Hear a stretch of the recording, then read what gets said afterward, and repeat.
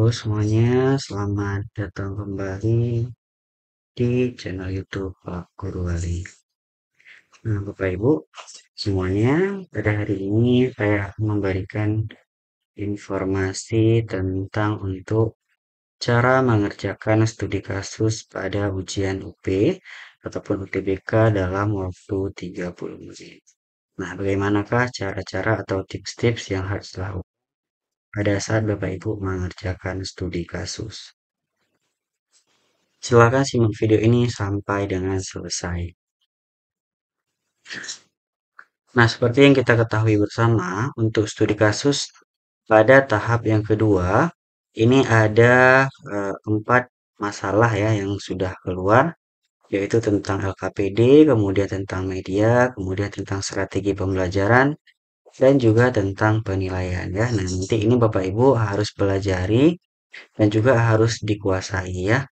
Karena tidak tahu ya untuk masalah yang mana nanti akan keluar, nah itu akan dilacak oleh sistem. Jadi Bapak Ibu nanti silahkan ya dipelajari. Bagi Bapak Ibu yang mengalami masalah untuk mempelajari, silahkan hubungi admin Telegram Pak Guru Wali ya. Linknya ada di deskripsi agar nanti bisa dibantu. Nah, oke, kita lanjut ya. Di sini ada tips menyelesaikan studi kasus 500 kata dalam 30 menit ya. Nah, ini 500 kata bisa juga untuk 400 kata dan juga 300 kata ya. Nah, di sini yang pertama, di sini yaitu baca cepat dan pahami soal selama 2 sampai dengan 3 menit ya. Jadi pada saat Bapak Ibu setelah mengerjakan soal PCK dan juga SJT, itu nanti Bapak Ibu akan dialihkan untuk mengerjakan studi kasus. Nah, pada saat Bapak Ibu sudah mengklik mulai, itu akan muncul soalnya ya. Nah, nanti Bapak Ibu silahkan lihat soalnya. Baik itu tentang media atau penilaian ataupun yang lainnya. Nah, kemudian di sini Bapak Ibu harus fokus pada kata kuncinya ya. Nah, misalnya ini deskripsikan atau rancang atau respon siswa atau pengalaman ya. Ini untuk pertanyaan nomor 1, 2, 3, dan 4 ya. Nah, kemudian tandai poin-poin yang diminta ini akan menjadi subjudul atau judul paragraf. Nah, dengan begitu kamu tahu arah jawaban dan tidak dari keluar konteks ya. Nah, jadi 4 kata kunci ini yang harus Bapak Ibu fokuskan ya. Kemudian di sini nomor 2 buat kerangka jawaban ya. Jadi Bapak Ibu setelah Bapak Ibu mengetahui soal Bapak Ibu langsung untuk membuat kerangka ya.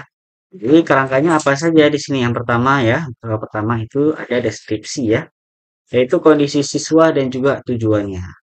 Nah, bagaimana nanti Bapak Ibu silahkan deskripsikan misalnya tentang media. Bapak Ibu silahkan deskripsikan tentang media pembelajaran, kondisi siswa dan juga tujuannya. Nah, kemudian di sini ada perancangan ya, langkah sistematis yang akan Bapak Ibu laksanakan ataupun Bapak Ibu ambil. Kemudian di sini ada respon siswa, yaitu di sini positif atau beragam ya. Kemudian di sini ada pengalaman berharga, yaitu refleksi dari guru yang telah Bapak Ibu laksanakan pada studi kasusnya.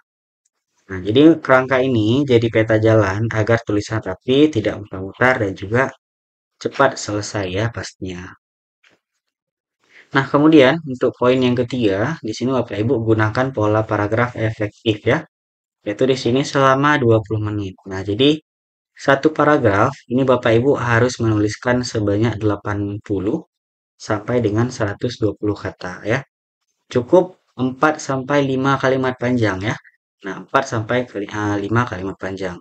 Kemudian di sini gunakan kalimat pembuka, isi, penutup, dan juga singkat ya. Jadi tidak perlu panjang sekali tidak ya. Jadi singkat Bapak Ibu. Kemudian jika ditotal ya, jadi ada 4 pertanyaan ya. Ada 4 pertanyaan. Di sini 4 dikali 120 itu bisa menjadi 500 kata ya. Itu tergantung dari kualitas nanti Bapak Ibu bisa mengetik 10 jari atau tidak ya. Dipastikan nanti Bapak Ibu harus menulis 4 poin ataupun 4 pertanyaan yang sudah disiapkan. Kemudian jangan menulis terlalu detail ya. Jadi cukup jelas, sederhana, dan juga langsung ke inti. Jadi Bapak Ibu tidak perlu memutar-mutar menulisnya. Jadi langsung saja to the point ya. Langsung ke intinya. Kemudian di sini yang keempat ya, tulis dengan bahasa sehari-hari ya. Jadi Bapak Ibu boleh ya versi Bapak Ibu. Misalnya Bapak Ibu ingin versi bahasa sehari-harinya seperti Bapak Ibu curhat ya, ataupun menceritakan kepada orang lain. Nah, itu bisa sekali ya. Jadi tidak perlu menggunakan kata-kata yang sangat akademis ya, ataupun menggunakan kata-kata yang diksi. Nah, di sini kata-kata yang mudah dipahami ya, seperti saya, siswa, AKPD ini, media ini, ataupun penilaian ini ya. Hindari istilah akademis yang berbelit ya.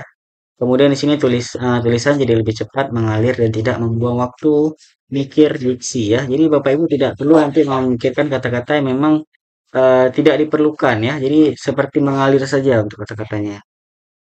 Nah, kemudian gunakan teknik menulis dulu, edit belakangan. Ya, jangan berhenti untuk menghapus atau revisi di awal.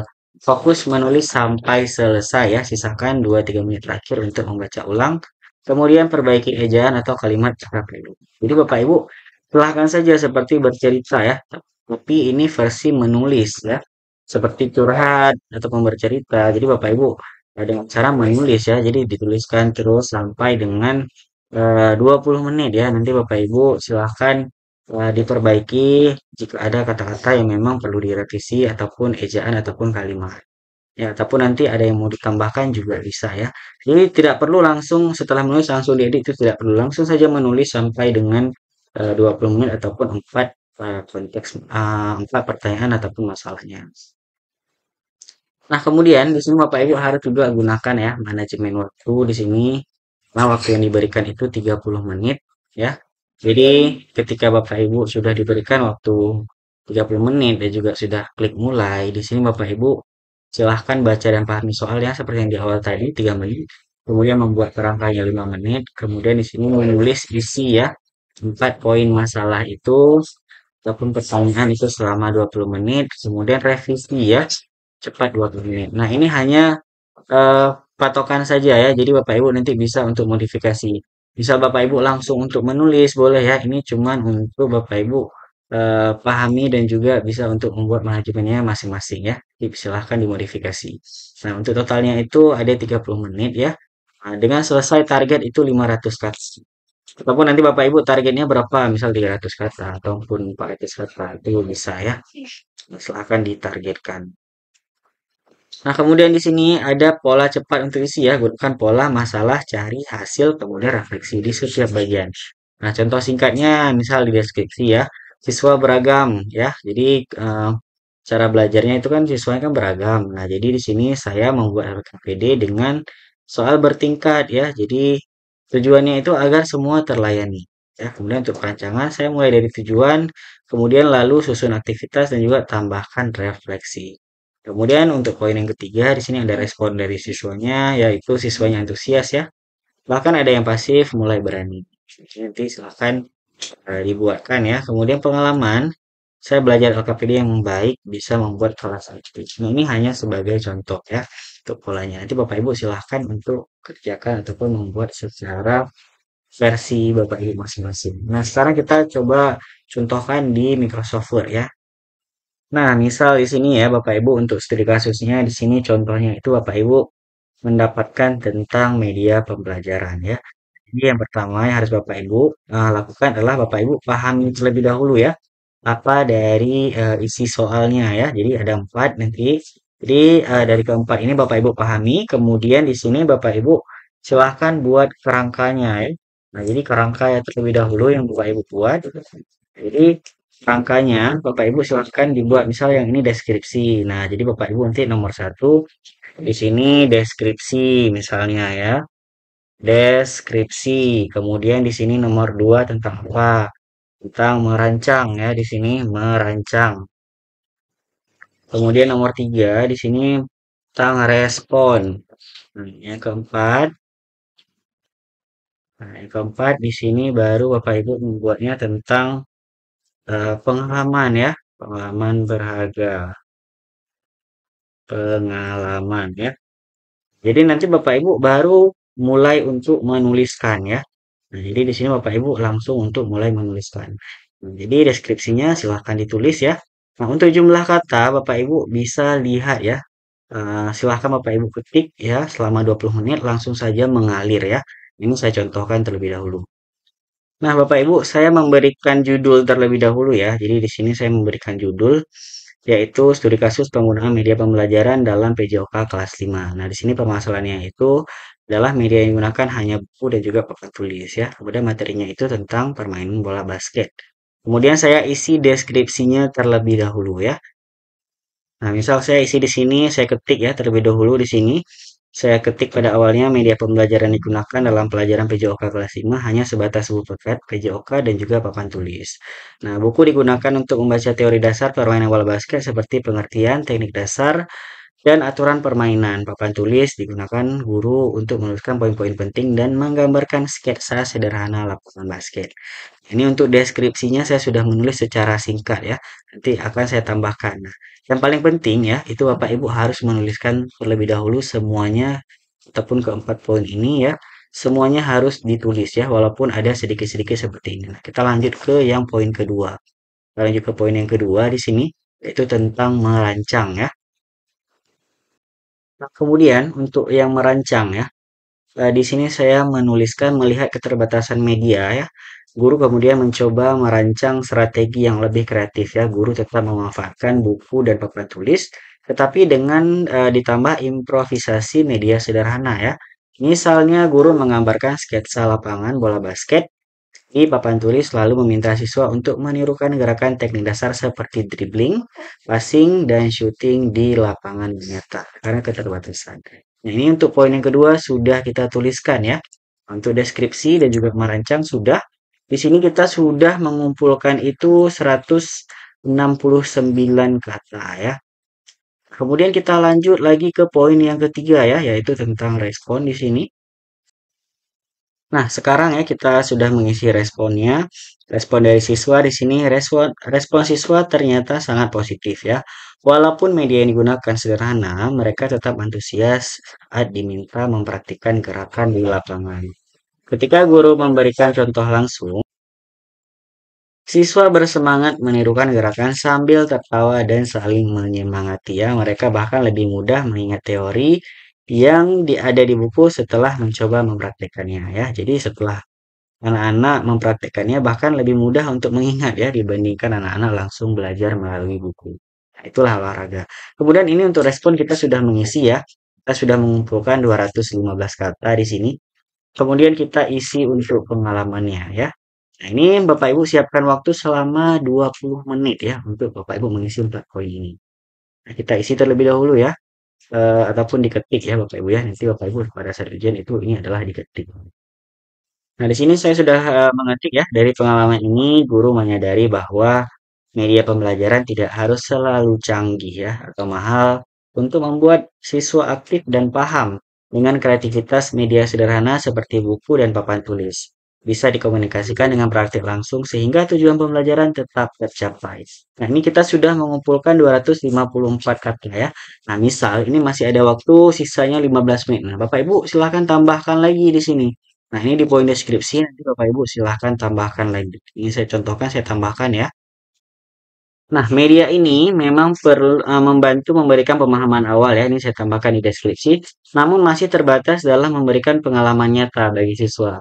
Kondisi sekolah yang memiliki lapangan terbuka sebenarnya sangat mendukung, tetapi karena keterbatasan media, siswa jadi lebih banyak membaca dan mendengarkan penjelasan guru dibandingkan mempraktikkan secara langsung. Ini saya sudah tambahkan ya di deskripsi sudah berubah menjadi 296 kata. Nah, ini mungkin masih ada waktu ya, kita masih bisa tambahkan di merancang ya. Jadi kita tambahkan lagi di sini, di merancang di sini. Kita tuliskan lagi ya, jika masih ada waktu kita tambahkan lagi. Kemudian jika ada kata-kata yang bisa direvisi ataupun kata-kata yang typo, itu Bapak Ibu bisa untuk perbaiki ya. Ini kita tambahkan lagi di merancang ya.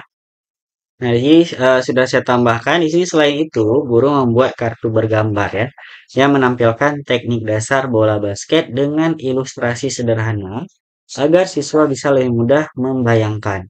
Guru juga mengatur kelompok kecil agar siswa bisa berlatih secara bergiliran menggunakan bola tersedia ya, sehingga meskipun media utama hanya buku dan papan tulis, Praktik tetap berjalan dan sesuai tujuan pembelajaran, yaitu siswa mampu memahami teknik dasar basket dengan benar ya. Nah, ini kita sudah isi untuk merancang. Kemudian jika masih ada waktu lagi ya, kita masih bisa tambahkan lagi di respon ya. Nah, Bapak Ibu bisa tambahkan lagi ya, ataupun bisa curhat, itu bisa ya, Bapak Ibu ya.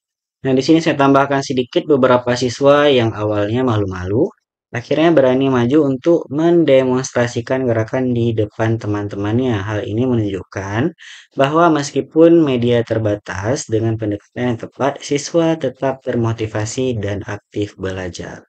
Nah, ini sudah ada 388 kata ya.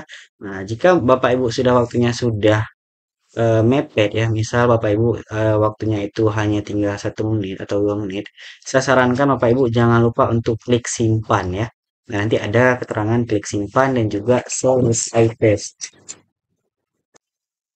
Namun jika waktunya itu masih ada sekitar 10 menit ya, Bapak Ibu bisa nanti tambahkan juga di pengalaman ataupun poin-poin yang lainnya. Nah, ini misal saya tambahkan lagi ya, karena ini terlalu pendek untuk pengalaman berharganya. Di sini saya tambahkan lagi.